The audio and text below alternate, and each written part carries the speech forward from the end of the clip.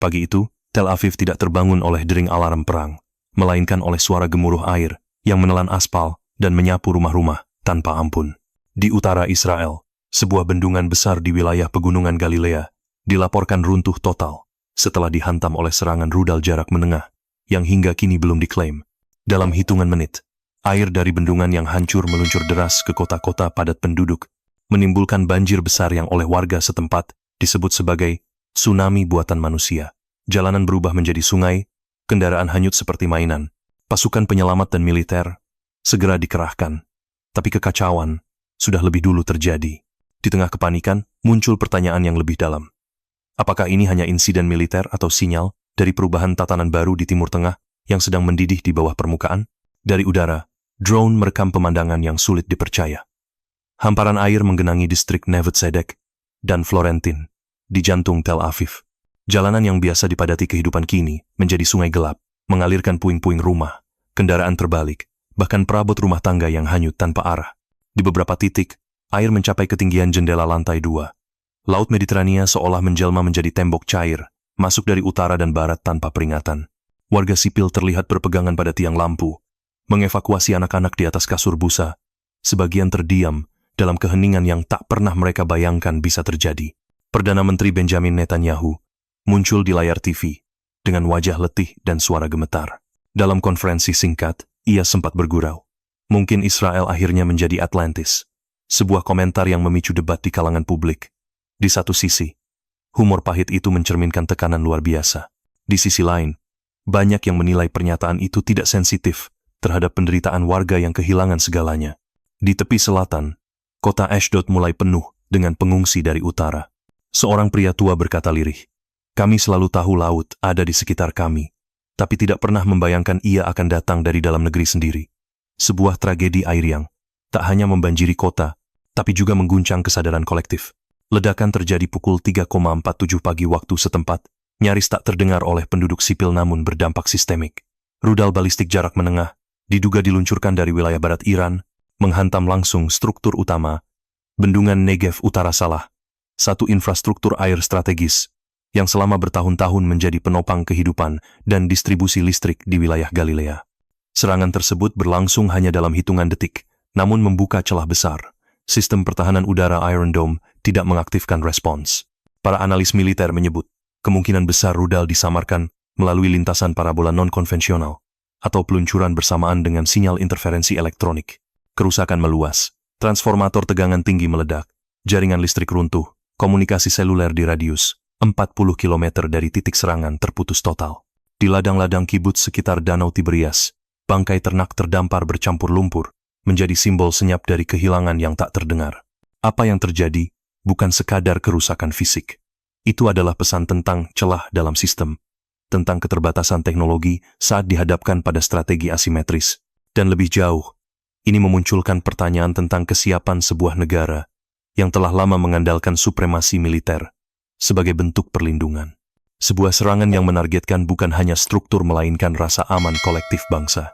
Di tengah jalanan Herzliya yang kini menyerupai kanal, seorang ibu muda menyalakan kompor gas portabel di atas rakit buatan dari kursi taman dan lembaran plastik. Anak-anak di sekitar menyelam dalam kolam yang terbentuk alami, berenang di antara puing dan lemparan sandal yang mengapung. Dalam sekejap, rutinitas perkotaan berubah menjadi lanskap yang ganjil. Dapur menjadi perahu darurat, taman berubah menjadi tempat mandi massal, dan pelampung berbentuk bebek kuning menjadi barang terlaris di toko mainan. Di pusat perbelanjaan Hashalom yang terendam separuh, antrian warga menunggu giliran membeli perahu karet dan makanan kaleng. Beberapa membawa lembaran karton bertuliskan, "Kami tidak mengungsi, kami mengapung." Media sosial lokal penuh dengan video yang mencampur kekacauan dengan humor pahit. Seekor kambing naik lift darurat, dan pernyataan viral dari Perdana Menteri Netanyahu, "Tenang saja, kita hanya basah secara horizontal." Kalimat itu memancing tawa getir dan kritik keras dari warga yang merasa ditinggalkan tanpa arahan jelas.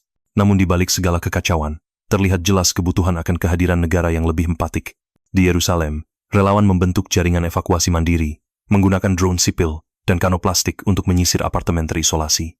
Ini bukan hanya soal air yang meluap, tetapi juga tentang batas, kemampuan masyarakat menjaga martabat di tengah badai yang tak mereka minta. Ketika gambar-gambar Tel Aviv yang terendam mulai membanjiri media dunia, reaksi global pun datang dengan kecepatan yang berbeda-beda dan nada yang beragam. Dari Washington DC, Gedung Putih mengeluarkan pernyataan resmi yang menyebut serangan ini mengancam stabilitas kawasan dan nilai-nilai kemanusiaan sambil mengumumkan pengiriman bantuan logistik dan tim penilai bencana. Namun, di balik diplomasi itu, Kongres Amerika tampak terpecah. Satu sisi menuntut solidaritas penuh, sisi lain menyerukan agar Israel juga merefleksikan diri atas eskalasi regional sebelumnya. Di Brussel, Uni Eropa menggelar rapat darurat pada malam yang sama. Namun, hasilnya cenderung simbolis. Deklarasi dukungan tanpa keputusan konkret. Beberapa negara, seperti Prancis dan Belgia, menyatakan sedang menilai risiko keamanan sebelum mengirim pasukan kemanusiaan, memicu komentar satir dari media Timur Tengah bahwa mereka takut basah sebelum menolong. Sementara itu, dari dunia Arab muncul gelombang tanggapan yang kontras.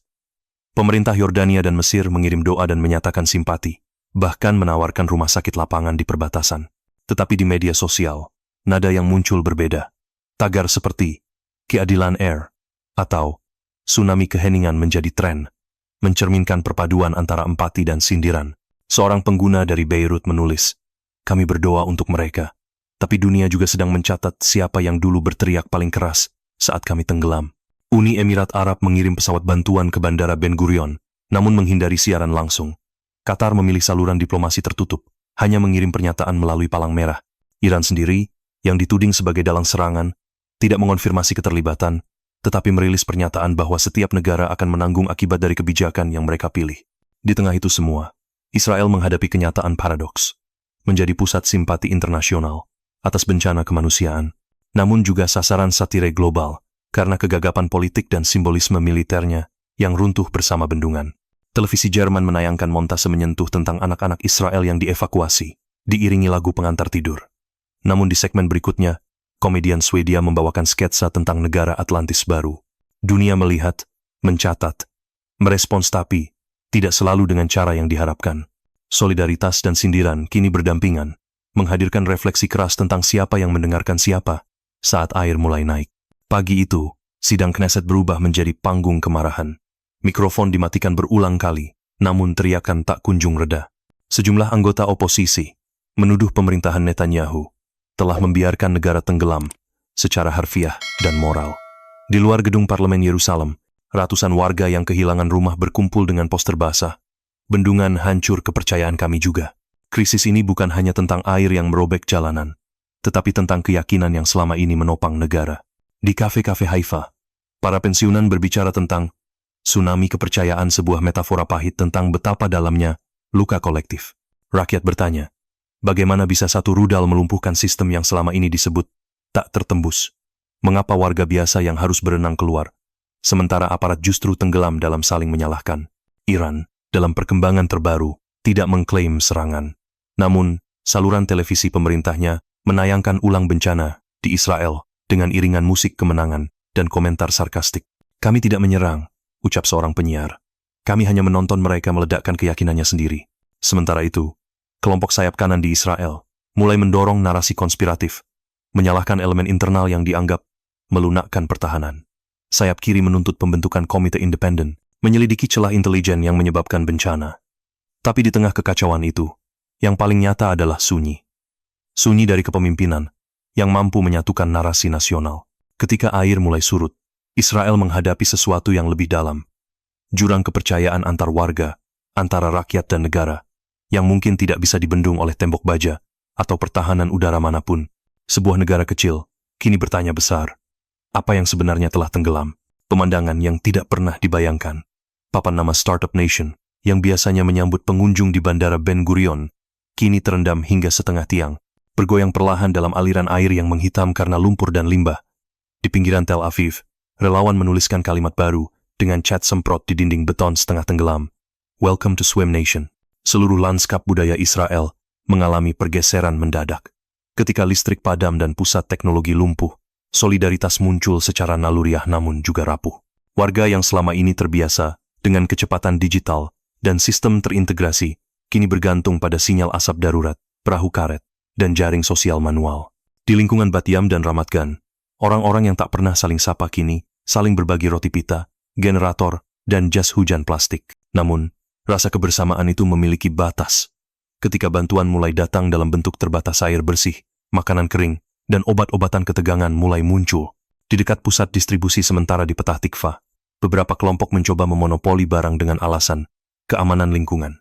Terjadi adu argumen, lalu perkelahian kecil, lalu muncul batas-batas baru, zona air bersih, zona eksklusif, bahkan ada yang menyebutnya wilayah apung. Sejumlah keluarga yang tinggal di rumah tingkat 3 memasang spanduk bertuliskan, wilayah mandiri, dilarang masuk. Orang-orang mulai membentuk kelompok penjaga air, dan bahkan semacam milisi ban dalam, untuk menjaga daerah yang masih kering. Taman bermain anak-anak di Givatayim berubah menjadi pusat pemerintahan darurat mini lengkap dengan radio komunikasi, kode isyarat, dan giliran jaga malam. Yang menarik, muncul gelombang simpati dan bantuan tak terduga dari komunitas Arab Israel. Di kota Nazareth dan Taibe, warga Arab mengorganisir dapur umum keliling, mengirim perahu kecil berisi makanan ke pinggiran Haifa. Ada kisah seorang pemuda Arab yang menyelamatkan bayi dari rumah terapung di netanya. Kisah ini menyebar luas di media sosial, menembus batas budaya dan politik yang sebelumnya tak tergoyahkan. Disinilah perubahan paling dalam mulai terasa. Banyak warga Yahudi yang sebelumnya memandang curiga kepada komunitas Arab Israel, mulai mempertanyakan narasi lama. Seorang nenek yang dievakuasi dari Afula berkata lirih kepada kamera, "Saya dibawa oleh tangan yang selama ini saya takutkan, dan mereka tidak menuntut apa-apa." Meskipun begitu, realitas tetap kompleks. Ada sebagian kecil kelompok ekstrem yang menyebarkan teori bahwa bantuan Arab adalah bentuk infiltrasi. Namun narasi itu cepat meredup di hadapan kenyataan lapangan, di mana negara sedang tenggelam, dan hanya kerja sama lintas identitas yang mampu menjaga kehidupan tetap bertahan. Dari sudut pandang sosiologis, apa yang terjadi di Israel bukan hanya krisis infrastruktur tetapi guncangan terhadap nilai-nilai dasar yang selama ini membentuk identitas kolektifnya. Dulu, keberhasilan Israel sering dikaitkan dengan kecepatan inovasi, kedisiplinan militer, dan semangat pionir. Kini, narasi itu digantikan oleh improvisasi, keluasan sosial, dan kemampuan untuk bertahan bersama dalam keterbatasan. Media lokal seperti Haaretz dan Ynet mulai menyuarakan editorial yang lebih reflektif, menyebut bencana ini sebagai tsunami identitas, di mana segala sesuatu yang dibangun di atas teknologi dan kekuatan pertahanan diuji oleh air, oleh manusia, dan oleh ketidaksiapan psikologis. Para penulis muda di Tel Aviv bahkan mulai menerbitkan esai dan catatan harian bertema Republik Terapung, menggambarkan kehidupan sehari-hari di balkon lantai 4 yang kini menjadi ruang keluarga, ruang belajar, sekaligus menara pengintai darurat. Dalam sebuah wawancara di radio publik, seorang ahli antropologi dari Universitas Ibrani menyatakan, "Apa yang kita alami sekarang adalah eksperimen sosial yang tidak dirancang. Tapi justru dari sini, kita belajar siapa kita ketika semua protokol runtuh dan hanya relasi antar manusia yang tersisa. Saat air mulai surut di beberapa distrik, bukan hanya lumpur yang tertinggal, tapi juga jejak-jejak solidaritas yang rapuh, ketegangan yang belum selesai, dan pertanyaan besar tentang arah masa depan bangsa. Apakah masyarakat Israel akan menjadikan ini momen rekonsiliasi lintas identitas, atau justru memperkuat tembok sosial yang baru? Kali ini dibangun bukan dari batu melainkan dari rasa takut dan memori kolektif akan tenggelam. Krisis ini telah meluluhkan batas antara kami dan mereka. Kini, saat matahari kembali muncul di langit Mediterania yang masih keruh, pertanyaan yang tersisa bukan lagi soal siapa yang salah, tapi siapa yang bersedia berenang bersama menuju daratan baru. Puncaknya terjadi di hari ke-7 pasca bendungan runtuh. Di siaran televisi nasional, Perdana Menteri Netanyahu muncul dengan pakaian basah separuh kering, berdiri di atas rakit logam darurat di luar kompleks Knesset. Alih-alih menenangkan publik, pidatonya yang dipenuhi frasa teknis dan pengalihan tanggung jawab justru memicu gelombang kemarahan baru. "Kami akan evaluasi," katanya. Tapi bagi jutaan warga yang kehilangan rumah, sinyal, dan rasa aman evaluasi sudah terlambat. Di lini masa media sosial, tagar, negara tanpa kemudi, dan pemimpin kering saat kami tenggelam mulai merajai trending Israel. Lembaga survei lokal menunjukkan kepercayaan publik terhadap pemerintah jatuh ke titik terendah dalam 2 dekade terakhir. Pundit politik menyebut ini bukan sekadar krisis eksekutif, tetapi keruntuhan struktural legitimasi. Pemerintah terlihat lambat, tidak terkoordinasi, dan gagal membentuk satu narasi kolektif. Untuk pertama kalinya, sejak masa Perang Teluk, barikade dibentuk bukan oleh tentara, tetapi oleh warga sipil yang marah. Dari reruntuhan ini, muncul satu simbol baru, Magen Selam, atau Tameng Kedamaian, sebuah gerakan akar rumput yang berawal dari komunitas mahasiswa teknik di Beersheba. Mereka memulai dengan membangun jembatan darurat dari puing-puing, kemudian mendistribusikan sistem energi surya kecil ke daerah terdampak, dan akhirnya mengorganisasi forum-forum publik terbuka di taman kota yang masih tersisa. Tidak berafiliasi dengan partai manapun, Magen Selam menyebar cepat ke Haifa, Tel Aviv, dan Yerusalem. Gerakan ini menolak kekerasan, tapi juga menolak untuk diam. Di tengah pusaran ini, media internasional mengubah sudut pandang. Jika minggu pertama penuh analisis militer, maka minggu kedua dipenuhi potret manusia. CNN menyorot seorang guru yang mengajar murid-muridnya di atas pelampung. BBC mengangkat kisah seorang penyandang disabilitas yang diselamatkan oleh tetangga Arab Israelnya. Al Jazeera, dengan narasi yang berbeda, menggambarkan bagaimana keruntuhan air menjadi metafora politik dari bangunan kekuasaan yang telah retak jauh sebelum dinding bendungan pecah. PBB, dalam pernyataan resminya di Jenewa, menyebut peristiwa ini sebagai bencana ganda yang belum pernah terjadi sebelumnya. Campuran antara serangan bersenjata dan kerentanan iklim yang menciptakan kondisi darurat kemanusiaan multidimensi. Mereka menyarankan Israel mengadopsi pendekatan tata kelola krisis baru, lebih inklusif, dan menempatkan warga sebagai pusat strategi pemulihan. Namun kenyataannya di lapangan jauh lebih rumit. Beberapa wilayah mulai memisahkan diri secara fungsional. Di sudut selatan Ashkelon, komunitas relawan membentuk sistem distribusi internal dan menolak masuknya aparat resmi. Di beberapa permukiman pinggiran, warga memilih membuat dewan darurat lokal, mengatur zona aman, logistik, dan pengambilan keputusan bersama. Apa yang dulu disebut tatanan nasional, kini retak menjadi mozaik mikroorganisasi sosial. Situasi ini menimbulkan pertanyaan mendalam. Apa makna negara jika otoritasnya tak lagi diakui oleh yang diperintah? Dan di sisi lain, bagaimana solidaritas masyarakat bisa mengisi kekosongan yang seharusnya diisi oleh sistem formal? Saat malam, tiba di kota-kota yang sebagian besar masih tanpa listrik, lilin dinyalakan bukan untuk berdoa semata, tetapi untuk menerangi diskusi-diskusi kecil tentang masa depan. Rakyat berbicara tidak dengan kemarahan semata, tapi dengan kerinduan pada bentuk baru dari kepemimpinan, yang hadir, mendengar, dan bergerak bersama dari bawah. Sebab dalam banjir besar ini, mungkin bukan negara yang akan menyelamatkan rakyat, melainkan rakyat yang sedang belajar menyelamatkan makna negara. Sebuah gambar yang disiarkan ulang berulang kali. Bendera Israel berkibar di atas atap sinagoga yang nyaris tenggelam di Tiberias, hanya menyisakan pucuk menara dan suara alarm yang terdengar terputus-putus. Namun di luar batas wilayahnya, dunia tidak bergerak dengan kecepatan yang sama. Krisis yang menimpa Israel pasca hancurnya bendungan Negev dan banjir besar yang melanda utara negara itu telah mengguncang opini publik dunia, tetapi tidak membentuk solidaritas yang utuh. Di Washington DC, Gedung Putih mengadakan konferensi pers mendesak, mengumumkan pengiriman bantuan kemanusiaan dalam jumlah terbatas, dan menyatakan dukungan terhadap mitra strategis yang sedang mengalami musibah. Namun sikap itu terlihat lebih berhati-hati daripada tegas. Beberapa senator AS menyuarakan dukungan penuh, sementara fraksi lainnya mempertanyakan apakah respons ini akan melibatkan Amerika dalam konflik baru di kawasan. Eropa pun tidak serempak. Jerman mengirim tim SAR dan pasokan air bersih. Swedia dan Spanyol menyatakan simpati, tetapi menolak mengomentari dugaan keterlibatan Iran. Di Beijing dan Moskow, nada yang terdengar bahkan lebih sunyi. Baik pemerintah China maupun Rusia tidak mengutuk serangan tersebut. Keduanya menyerukan penahanan diri dari semua pihak dan mendesak komunitas internasional untuk tidak menyederhanakan kompleksitas kawasan. Dalam praktiknya, itu berarti mendiamkan apa yang terjadi, sambil memperkuat posisi geopolitik masing-masing dengan pendekatan realis, menjaga hubungan strategis dengan Iran, tanpa menyulut api konfrontasi langsung dengan Barat. Iran, di sisi lain, justru memilih jalur yang lebih konfrontatif dalam bentuk simbolis. Di saluran televisi pemerintah, ditayangkan animasi pendek yang memperlihatkan seekor buaya memakai kipas dan topi renang dengan tulisan Tel Aviv Underwater Tour. Komentator menyebut, Israel akhirnya mengenal rasa takut yang basah. Pemerintah Iran sendiri tidak mengakui keterlibatan langsung, namun menyambut banjir simpati dari media dan kelompok anti-Zionis internasional. Apa yang menjadi jelas bukan hanya keretakan infrastruktur, tetapi keretakan peta moral dunia. Perserikatan Bangsa-Bangsa menyebut ini sebagai krisis gandadi. Satu sisi adalah serangan militer yang mungkin melanggar hukum internasional, dan di sisi lain adalah krisis iklim yang memperburuk dampak bencana. Namun, Dewan Keamanan tetap terpecah tanpa resolusi yang disepakati. Negara-negara anggota lebih banyak memilih untuk mengutuk dalam diam atau tersenyum dalam ironi.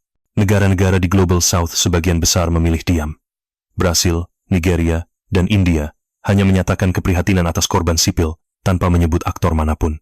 Di media sosial, muncul meme dan komentar yang menggambarkan situasi ini sebagai hukum karma geopolitik, bahwa negara yang lama bersandar pada kekuatan militer kini belajar bahwa tidak ada sistem yang tahan terhadap air. Reaksi publik internasional pun beragam. Di Paris, terjadi aksi solidaritas kecil yang dihadiri komunitas Yahudi dan aktivis kemanusiaan. Namun di London dan Jakarta, demonstrasi justru mempersoalkan kebijakan luar negeri Israel. Dunia Arab sendiri tampak terbagi. Beberapa negara menunjukkan bantuan logistik, sementara lainnya membiarkan media mereka merayakan bencana ini sebagai keseimbangan sejarah yang datang dari langit. Dalam lanskap yang terfragmentasi ini, Israel berdiri sendirian, tidak hanya secara geografis tapi juga secara diplomatik. Tidak sepenuhnya diasingkan, tapi juga tidak sepenuhnya disambut.